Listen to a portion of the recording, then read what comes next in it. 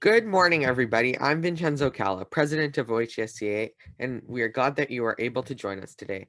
Today, we are glad to have the CPC candidate for Pickering Uxbridge joining us, Jacob Mantle.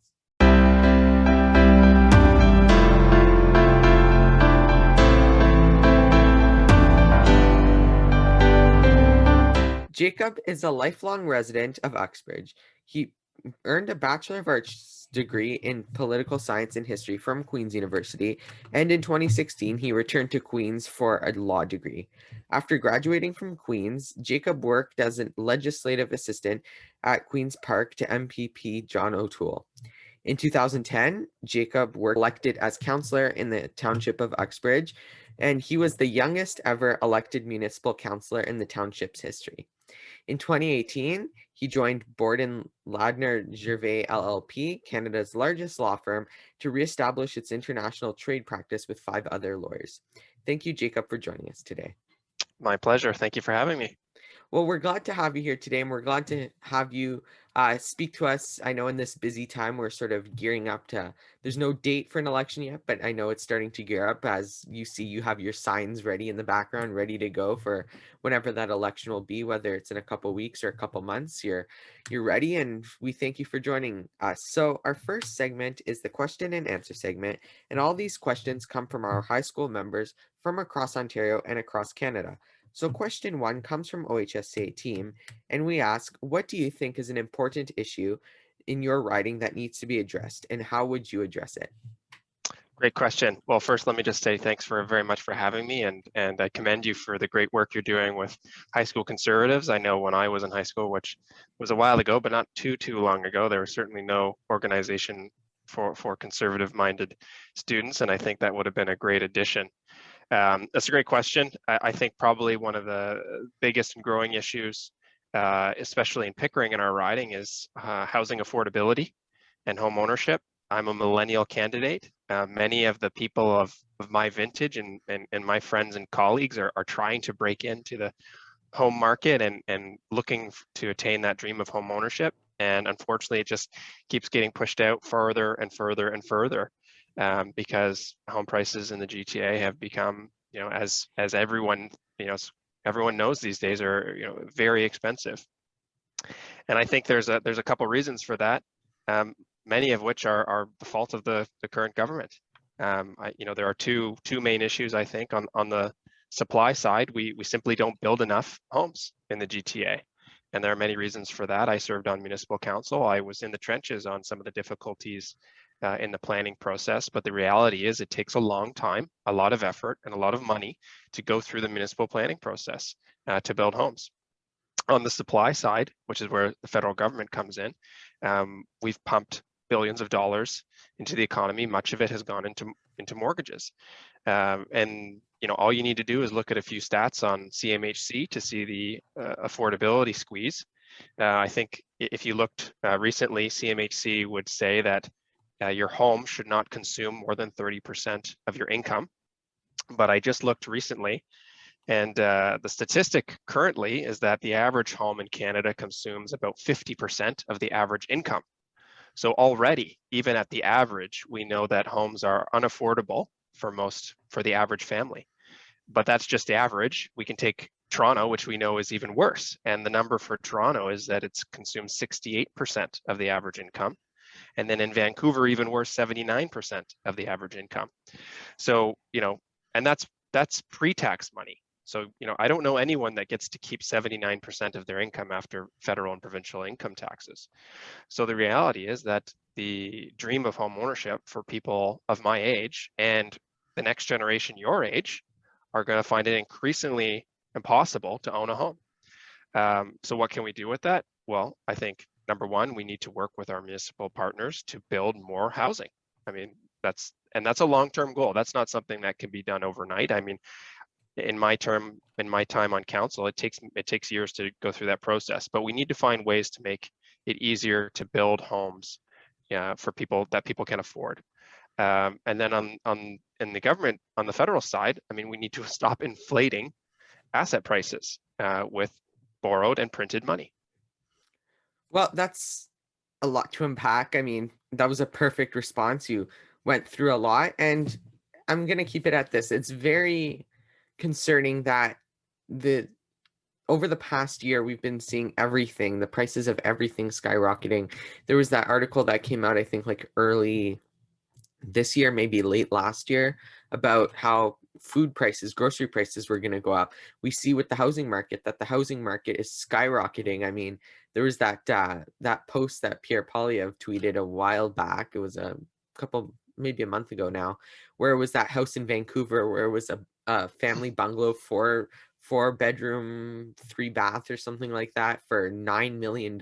And that's could be a possibly extreme example in Vancouver, but there are lots of issues and lots of houses that are going for so much more than that could be afforded. And it's that inflation, and it's all the problems that your generation, and when my generation goes up to starts buying houses, that goal is gonna keep going farther and farther. Absolutely. I mean, we saw during the pandemic, we thought, central banks are saying, well, this might be a deflationary event because, it's constraining the ability of people to spend money. But homes prices, after dipping slightly, have continued to rise in the GTA. Why? Because the federal government is printing and spending money. So, I mean, it's a huge problem for people our age. And, I think we've talked about some of the answers. They're not easy to implement, but we have to start now, because it's on a trajectory that's unsustainable. That's exactly it. And you talked a bit about your community and the problems that you have faced in your community. Obviously, you were on the council. You've lived in Pickering for a while, Uxbridge for a long time. You've been in the riding for a long time, and you see your community. So question 2 comes from Jairi in Brampton, and he wants to ask, how have you tried to develop a connection with the members of your riding? Absolutely, great question. Well, I think first and foremost, being from the community is the biggest asset. I've lived, other than my time away at school, I've lived in the riding my whole life. I spent a little time away at Queen's and a little time in Toronto while I was articling and as a junior associate. But other than that, I've spent my entire life in Uxbridge and Durham region. And I think that is the best asset and the best way to get to know your community. Live in it, be part of it. And over the course of my life, I have in a number of ways. Obviously living here and going to school here and being on council and being part of organizations and events that take place. I mean, one of the biggest projects that I spearheaded while I was on council was building a skate park in Uxbridge, and that brought together hundreds of people in the community. Lots of families with young kids, and we fundraised, we raised awareness, we applied for grants, we begged, borrow, steal the money we needed to build the thing. So I think number one, it takes effort. You have to be part of the fabric of the community, but the rewards are there in terms of friendships and the people you meet along the way. So, step out of your comfort zone, get involved. I mean, there's lots of service groups that do all sorts of good work, whether it's, the local food bank or the Lions Club or the Rotary Club, always looking for young volunteers, especially. I would say, to your colleague from Brampton, high school kids are like gold when it comes to volunteer organizations, because they have lots of energy, have lots of great ideas, and they're passionate, and they just bring a flavor that, maybe we get a little soft when we get a bit older. So I would just encourage, that's the best way to do it. Just get involved, take that step. Well, obviously, we'll talk more about like young conservative political involvement in our next segment. But I think what you said is perfect about living in the riding, knowing the community, and seeing what issues they face. We talked a bit before about the issues that they face with housing, and you're talking about sort of on council doing the skate park, seeing what the community wants. And that's an important part as an MP, because as an MP, you're supposed to represent the community and their needs in parliament, and that's a great way to do that. It's a great way to get involved and as an MP and see what they need to see, what the community would like, and see what you are going to fight for. And when you run for election, it's important to have those connections, like you said. So The third question comes from Evan in Ottawa, and it kind of ties into this question. We talked a bit about how you are sort of understanding your writing and the members of your writing and developing a connection. But Evan wants to know, what do you plan to do to win over the voters in your riding to vote for you and to vote Conservative in the next election? Yeah, that's a great question, Evan. And I think that's the question all candidates, are asking themselves right now, and the party is asking ourselves right now as we develop our policies and platforms. And I think there are two answers to that question. The first is on sort of a philosophical basis. I think that we as Conservatives need to do a better job of explaining to people the philosophy behind our politics. We're not just in this to win elections, to gain power, and I could criticize the other parties for that. But as Conservatives, we are fundamentally doing this because we have a philosophy behind what we believe. I believe in individual limited government. I believe in freedom over force, empowering individuals. I don't believe that we're all just, a product of our race or creed. I'm Jacob Mantle, an individual. I have agency, and we want to empower people in that agency. And I think Conservatives need to do a better job on the ideas battlefront in explaining why our conservative ideas are good and have value, as opposed to all of the other parties. And I put them all together because they all are together. We're the only party that's different. All the other parties of the left want to have more government, want to have more tax money to make more decisions on your behalf so that you don't have to make them. Well, I'm sorry, but I fundamentally believe that I and you know how to make the best decisions for your well-being, not the government. And you can take any number of examples. Think about childcare, for example, that's come up recently. All the other parties are saying, yeah, let's have a massive government institution to run childcare. So we'll take more tax dollars, we'll give it to a government agency that will be inefficient, and we'll deliver some childcare spots that may or may not be useful to every family. Well, in our party, we say, no, we think that individual families can make that best decision for themselves, whether they want to have one parent stay home, or maybe they live in a multi-generational household and they want to have grandparents take care of the children. I just think that we need to do a better job on the philosophy behind our politics. So that's the first answer. It's the battle of ideas, and I think we haven't done a good enough job explaining our ideas to Canadians. Second, on a more practical level, we're just going to outwork the opposition. That's always been a Conservative trait. We work hard on the ground. So in the last 6 months since we've been in lockdown, we've made almost 10,000 voter identification calls in Pickering, Uxbridge, through volunteers. And I think there's no substitute for just getting on the phone or getting on the doors to meet people, talk about these ideas, and try and persuade them into voting for Conservative candidates in Canada. So those are my answers. Battle of ideas, work hard. Well, that's pretty much it. And as a candidate yourself, you talked about sort of your phone calls, and we know that there's the big blue blitz sort of canvassing. Some candidates are doing like canvassing Sundays where they go knock on as many doors as they can. And it's all those different campaign strategies that make people understand who you are as a candidate, who Aaron O'Toole is as a leader who wants to be the next prime minister, and who the collective group of members are as a party and what policies we want to put forward. And it really is important that we just stay true to our beliefs and do what is right and make sure that we stand up for everybody in Canada. And I quickly want to mention your point about childcare. I mean, we had Stephanie Kuzi, who's an MP in Calgary on a while back, and she was talking about her sort of stance on it as a mother and how it's not always going to be, if the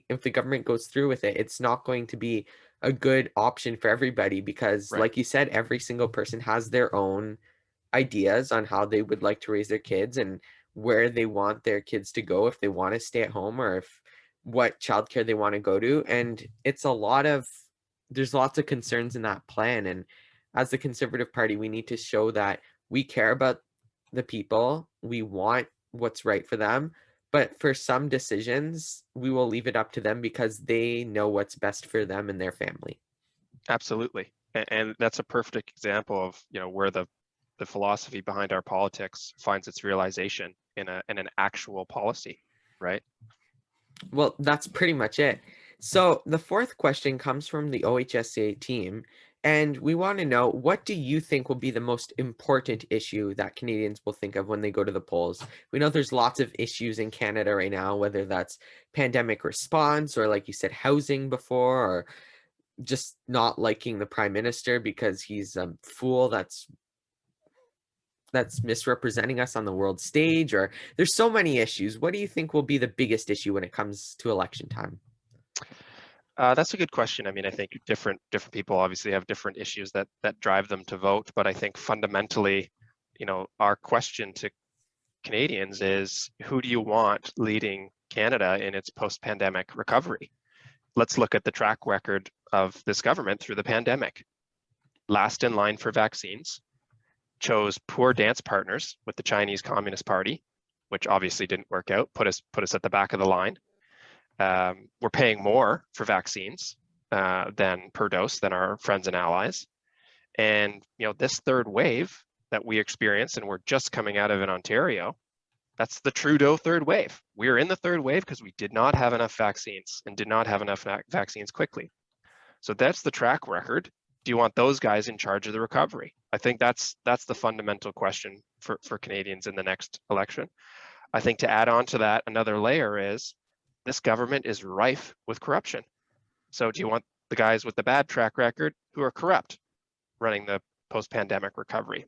And we could run through the litany of things that are an issue on corruption with this government, but I think the facts speak for themselves. Whether it's the WE scandal, SNC-Lavalin, booting out 2 strong women from his caucus, the list goes on. So I think economic recovery, number 1, and corruption, number 2. Well, those are 2 big issues that, like we said, there's so many issues, but those 2 are probably some of the biggest, because coming out of COVID has hit the country so hard, and some of that is because of the fault of Justin Trudeau. Like you said, vaccines. I mean, we're so behind. If we see in the US for the hockey playoffs, they're having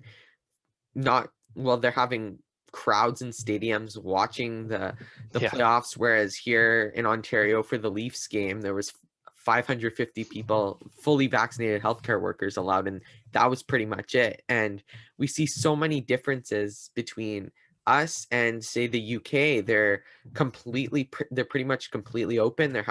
They struggled a lot too, and I heard somewhere where, I think it was at the beginning of the third wave, somebody was saying, I think it was like a disease expert saying, this wave will be a race between variants and vaccines, Yeah. and the variants won this time.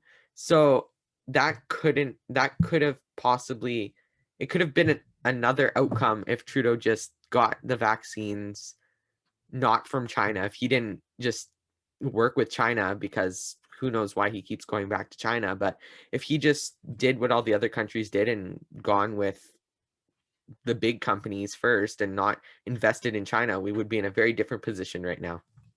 And it's not a theoretical discussion. I mean, we can all just look across the border or across the pond, as they say, and see the difference. It's right there. It's not, we don't have to think that this might have happened or could have happened differently. We know it happened differently in other countries. And sure, some of those other countries didn't do as well at the beginning, but they certainly got their act together in terms of procuring vaccines, and we didn't. And that's on this government, and they got to own that. And I think Canadians, we should hold them to account for that, because in my view, it's probably the biggest policy failure of the federal government in a generation. And of this government, which is saying a lot, that it's a big failure. That's the biggest failure, considering there's been so many other failures. So our last segment is called Advice for the Next Generation, and we speak of young conservatives and how they can get more involved. We ask this question to every single guest that comes on our show. So we like to ask, what should young high school conservatives do in order to get more politically active? What is one piece of advice you would give them? Oh, so much. Because I've been there. I would say, first find each other. I think I only know what I read in media and on social media about how difficult it can be for conservative-minded students these days, whether it's in high schools or universities. And, I experienced a little bit of that in law school when I was there, sort of being, there might have been 2 or 3 people who were of my opinion in a class of 30. So I think, strength in numbers, find each other first and foremost, because there are other people who think the way we do, but we live in a society and a climate where, the left doesn't say that we disagree. The left says we disagree and you're a bad person for holding that view. And that's a fundamental shift in the conversation. And that scares people because they want to get good, they want to do well in school, they want to get good grades, they want to go to a good university. It's called, in law, we call it the chilling effect. It chills people from speaking their minds. So the first piece of advice I would say to high school students is find each other, because there are other conservative minded students. After you've found each other, become friends and get involved. It's, probably the way I got involved first and foremost in politics is at university. I just decided to get involved in a campaign. And it was just as simple as I said, I'll knock on some doors. I met a candidate who I believed in. His name was Brian Abrams in Kingston at the time. I believe he's a judge now. But I met him. I liked what he had to say. I believed in him, and so I said, well, I'm going to help this guy. And I just started knocking on some doors, and I actually made great friends through that campaign process. And one of the campaign manager from that campaign all those years ago is now my campaign manager for this election. So that's just a testament to the strength of some of those relationships. So yeah, find each other, get involved, and support each other. That's my advice. That's exactly it. And that's what we try to do at OHSCA. When I started this group last fall, I just wanted it to be sort of a group of young conservatives to find each other and sort of talk with each other and share ideas, because I know in my high school, I have some trouble sometimes talking about politics because of that mindset that you're speaking of before. Lots of young people are more, especially a lot of my peers, tend more to be more of the New Democrat, like finding their footing in the New Democratic Party. And that's completely fine. I'm happy when I see people. I'm just happy when I see young people getting involved in politics. But I find that there needs to be more of a opening of conversation. Like you said, politics has changed so much and it has stayed the same. But one thing is that, like you said, not just I disagree with you, but I disagree with you and you're a bad person for it. Yeah. And I think that's where it needs to change, and politics needs to be more of a two-sided debate once more. And I don't think it ever left being a two-sided debate. It just needs to be more of an open, friendly, respectful discussion in terms of battling policy and not personality sort of thing.